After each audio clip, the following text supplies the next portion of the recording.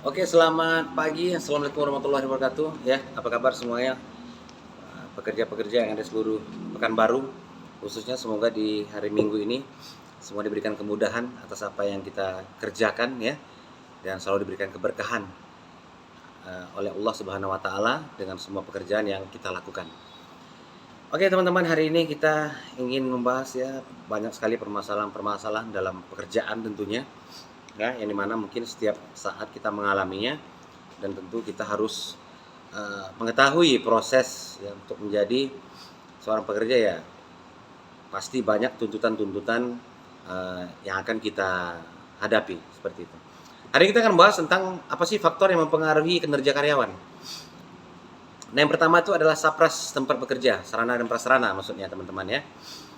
Nah, ini mempengaruhi sekali kinerja karyawan ya.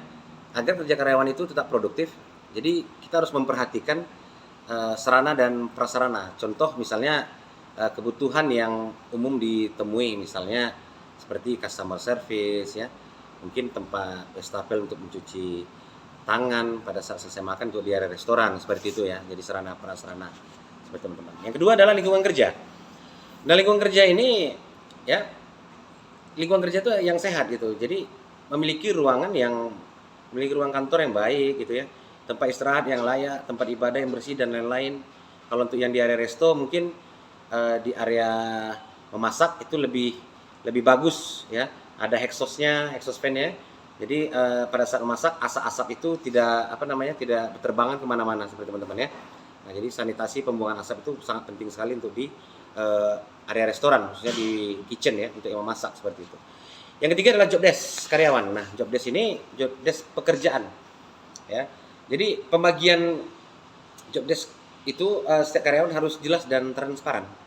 Ya, karena pembagian job desk ini menjadi acuan bekerja setiap karyawan ya tentang apa saja yang menjadi tanggung jawabnya. Nah, yang keempat adalah tanggung jawab. Tanggung jawab di sini karyawan yang bertanggung jawab yang selalu datang ke kantor itu tepat waktu, datang ke area pekerjaan tepat waktu ya.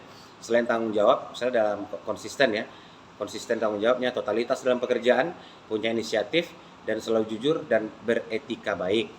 Yang kelima adalah visi dan misi.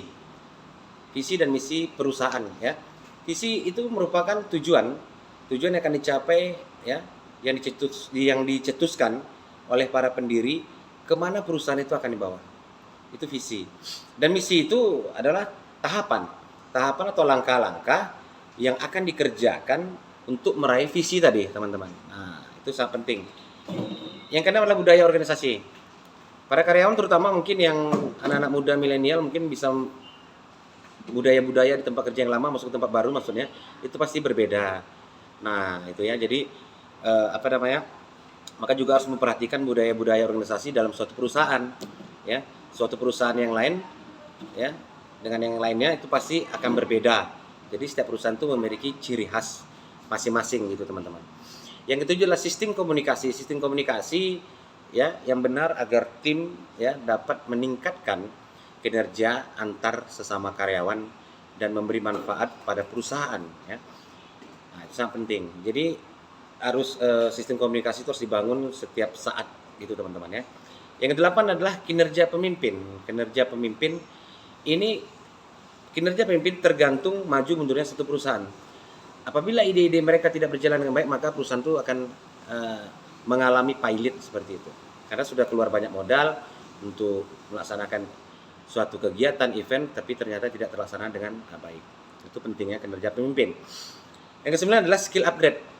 Skill upgrade ini seorang karyawan itu harus memiliki skill upgrade ya untuk meningkatkan kemampuan dalam bekerja.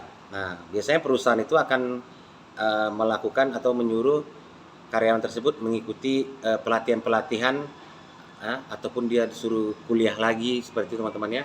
Jadi untuk meningkatkan kemampuan skillnya tidak berkutat ataupun berputar di situ-situ saja. Yang 10 adalah bonus atau insentif. Nah, bonus ini didapat apabila perusahaan itu mengalami peningkatan. Nah, jadi sudah selayaknya kita sebagai karyawan berusaha terus untuk meningkatkan perusahaan kita dan membantu mengeluarkan ide-ide kita dan memberikan totalitas kita dalam bekerja.